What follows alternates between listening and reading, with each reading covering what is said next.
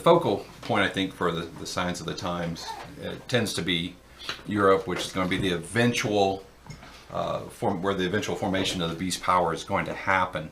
And of course, what we know is that it's going to come down to this 10 group block in the end, where that's going to form the core, the basis of the beast power.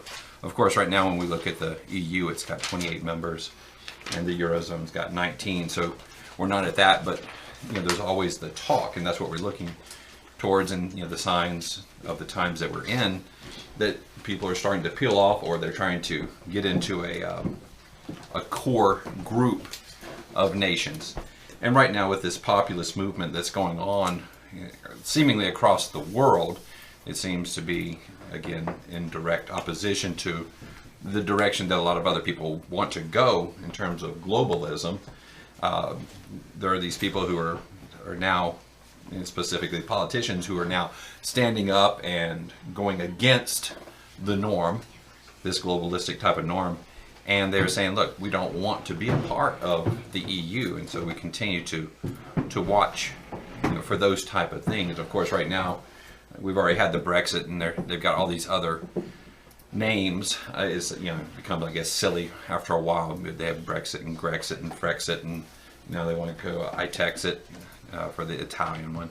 But again, we're talking about all these different people who are looking at getting out, and we're trying to stay on top of that. Of course, France is the latest one. Once they, the campaign now for president's already begun, and one of the what they call more the alt-right, the populist type leaders, is moving out and building a platform that she's going to stand on that basically says, okay, we don't want the EU to have control over us. We don't want the euro as our monetary instrument. We don't want, and they come out with this type of things, and we kind of want our autonomy and sovereignty.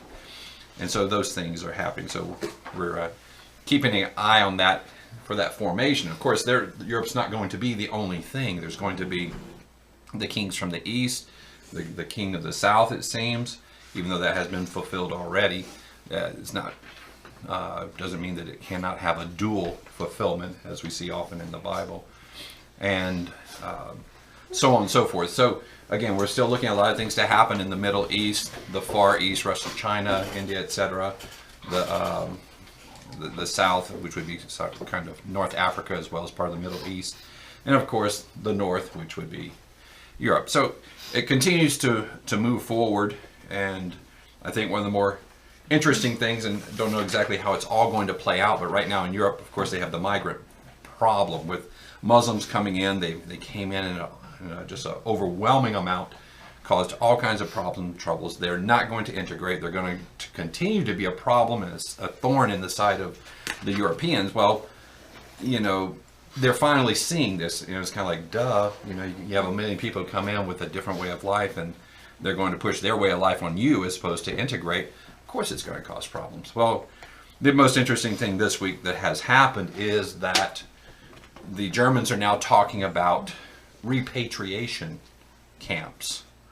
I mean, that's what they called them. And it's like, it's a concentration camp basically by the same name, or by another name, I should say. And so they're looking at saying, okay, well, how do we handle this? Because some of them are terrorists, not all of them are terrorists. We don't want to throw the good in with the bad. But yet, how do you go about doing this? Well, they're talking about putting them into a camp-like system, where then you have to go and figure out what to do with them, and it's obviously a harbinger of things to come, but also of things past. And of course, as soon as anybody says that, eyes get big all around the world about concentration camps. And of course, a concentration camp is a camp where you concentrate people to. Now, what you do with them there is, again, the problem. But anyway, that's going on right now. I think they do need to take care of this Muslim problem one way or the other. It has to be taken care of before the beast power can move forward. Well, some of these things are seemingly starting to happen, so that perhaps the next step can happen and come to fruition. But there's still quite a bit to happen. on the prophetic scene, and it continues to move faster and faster. As I was just telling somebody this, I think, past week, that you go back to, I think it was 57 when they had the Treaty of Rome, and then it's like it doesn't seem like anything happens from 57 until you get to the Maastricht Treaty in the 90s, and then things started happening more readily after that, and they get the euro, and then all these things are happening. So it's continuing to move forward at a quickening pace and speed. So stay tuned and keep your eyes and ears on the news.